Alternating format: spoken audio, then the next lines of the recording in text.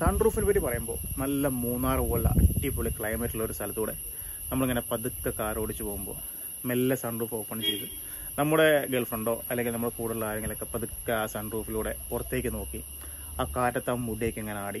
നമ്മളിതൊക്കെയാണ് സ്ഥിരമായിട്ട് സിനിമയിൽ കാണുന്ന കുറച്ച് ഷോർട്സാണ്. ഭയങ്കര റൊമാൻറ്റിക് ആണല്ലേ. എന്നാൽ ഈ സൺറൂഫ് കൊണ്ട് കുറേ തലവേദനകളുണ്ട്. സോ എന്തൊക്കെയാണ് അതിൻ്റെ മെയിൻ പ്രശ്നങ്ങൾ, ഡിസ്അഡ്വാൻറ്റേജസ് എന്നാണ് നമ്മൾ ഈ ഒരു വീഡിയോയിൽ ഡിസ്കസ് ചെയ്യുന്നത്. സോ നമുക്ക് വീഡിയോയിൽ കിടക്കാം. അതിന് മുന്നായിട്ട് ഈ ഒരു ചാനൽ നിങ്ങൾ ഫസ്റ്റ് ടൈം കാണുകയാണെന്നുണ്ടെങ്കിൽ സബ്സ്ക്രൈബ് ചെയ്യാൻ മറക്കരുത്. അതിനടുത്തുള്ള ബെല്ലൈക്കൺ കൂടി എനേബിൾ ചെയ്ത് വെക്കുകയാണെങ്കിൽ നെക്സ്റ്റ് നിങ്ങൾക്ക് എൻ്റെ വീഡിയോസ് നോട്ടിഫിക്കേഷൻ ആയിട്ട് വരുന്നതായിരിക്കും. സോ നമുക്ക് വീഡിയോയിലേക്ക് കിടക്കാം. സൺറൂഫിൻ്റെ ഫസ്റ്റ് പ്രശ്നം, അത് കുറച്ച് എക്സ്പെൻസീവ് ആണ്. ഒരു പ്രീമിയം ഹാച്ച് ബാക്ക് മുതൽ അങ്ങോട്ട് വാഹനം എടുക്കുന്ന എല്ലാ ആൾക്കാരും അവരുടെ ഉള്ളിലുള്ളൊരു മോഹമാണ്, നമുക്കൊരു സൺറൂഫ് വേണം. മെയിനായിട്ട് കാഴ്ചയ്ക്കുള്ള ഒരു ഭംഗി, നമ്മൾ വണ്ടിൻ്റെ ഉള്ളിൽ നിന്ന് മേളിലേക്ക് നോക്കുമ്പോൾ നല്ല വിശാലമായിട്ടുള്ള ആകാശം, അതൊക്കെ ശരിക്കും എല്ലാവരും ഒരു സ്വപ്നമാണ്. ഇപ്പോഴത്തെ ഒരു കാലഘട്ടത്തിൽ ഒരു പ്രീമിയം ഹാച്ച് ബാക്ക് എടുക്കുന്നവർ മുതൽ അങ്ങോട്ട് എല്ലാവരും പ്രിഫർ ചെയ്യുന്ന ഒരു കാര്യമാണ് സൺറൂഫ്.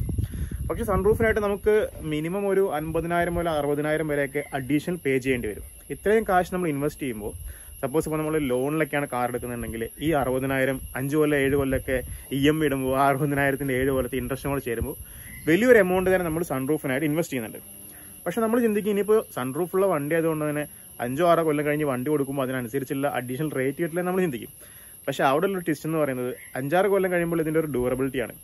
നമ്മൾ കൊടുക്കുന്ന സമയത്ത് ഈ സാധനം പെർഫെക്റ്റ് ആയിട്ട് വർക്ക് ചെയ്തിട്ടില്ലെന്നുണ്ടെങ്കിൽ ചിലപ്പോൾ നമ്മുടെ ഉള്ള റീസെയിൽ വാല്യൂം കൂടെ പോകും. അപ്പോൾ അവരെന്ത് പറയും, സൺറൂഫ് കംപ്ലൈൻ്റ് ആയ വണ്ടിയാണെന്ന് പറഞ്ഞിട്ട് ഉള്ള റീസെയിൽ വാല്യൂം കൂടെ ചിലപ്പോൾ കുറേ ഉള്ള ചാൻസ് ഉണ്ട്. അതുകൊണ്ട് ഇതിൻ്റെ ഡ്യൂറബിലിറ്റി ഒരു പ്രശ്നമാണ്. രണ്ടാമത്തെ കാര്യം, നമ്മുടെ ഈ ഒരു ഡ്രൈവിംഗ് കണ്ടീഷൻസ്, ഇന്ത്യയിലെ കണ്ടീഷൻസ് എന്നൊക്കെ പറയുമ്പോൾ നമുക്കൊരു 5-6 മാസം മഴയാണ്, പിന്നെ അങ്ങോട്ട് ഭയങ്കര ചൂടാണ്. മഴയായി കഴിഞ്ഞാൽ നമുക്ക് ഈ സാധനം ഓപ്പൺ ചെയ്യാനേ പറ്റില്ല.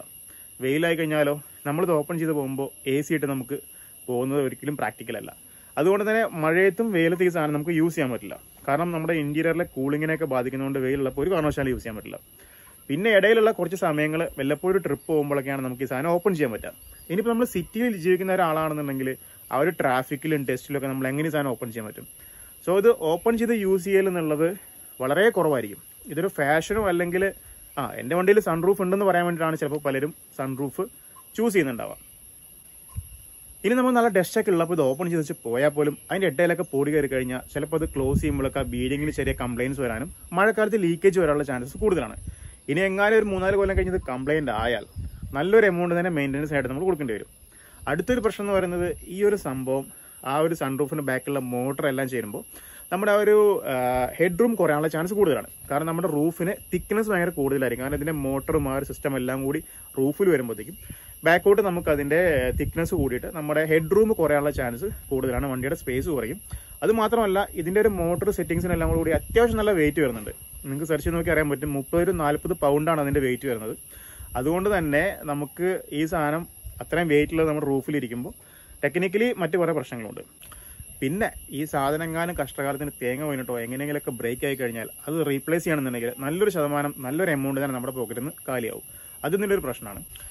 അപ്പോൾ ഇങ്ങനെയുള്ള കാര്യങ്ങളൊക്കെ നമ്മൾ പ്രിഫർ ചെയ്യുമ്പോൾ ഇത് വളരെ ചുരുക്കം സമയത്ത് മാത്രമാണ് നമുക്കത് യൂസ്ഫുൾ ആയിട്ടുണ്ടാവുള്ളൂ. കൂടുതൽ സമയം നമുക്കത് ഓപ്പൺ ചെയ്ത് വെക്കാൻ പറ്റില്ല. രണ്ടാമത്തെ ഒരു കാര്യം, നമ്മൾ ഇതിൻ്റെ ഒരു കവർ വരുന്നുണ്ട്. നമുക്ക് ജസ്റ്റ് അതിൻ്റെ ഒരു വലിച്ചിട്ട് കഴിഞ്ഞാൽ ഉള്ളിലേക്ക് ആ ഒരു സൂര്യപ്രകാശം ഡയറക്റ്റ് അടിക്കുമ്പോൾ ഉള്ളിലേക്ക് വരാതിരിക്കാനായിട്ട് ഒരു കവർ വരുന്നുണ്ട്.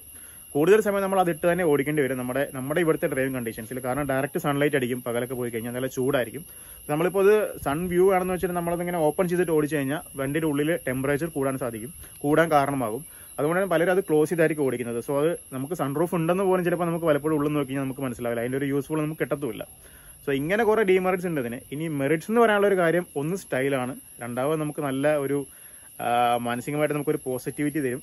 ആ ഒരു ആകാശമൊക്കെ കണ്ടുപോകുമ്പോൾ അതൊക്കെ തന്നെ ഉള്ളൂ ഇതിൽ. അതല്ലാതെ കാര്യമായിട്ട് ഇതുകൊണ്ട് വലിയൊരു യൂസ്ഫുൾനെസ് ഒന്നും നമുക്ക് പറയാനില്ല.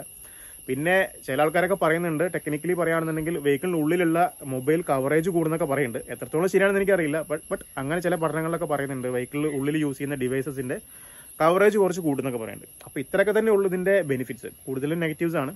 സോ ഈ ഒരു വീഡിയോ നിങ്ങൾക്ക് ഇഷ്ടമായെന്നുണ്ടെങ്കിൽ കമൻസിൽ എഴുതി അറിയിക്കും. ഇനി ഇതുപോലുള്ള വീഡിയോസ് ലഭിക്കാനായിട്ട് എൻ്റെ യൂട്യൂബ് ചാനൽ സബ്സ്ക്രൈബ് ചെയ്യാൻ മറക്കരുത്.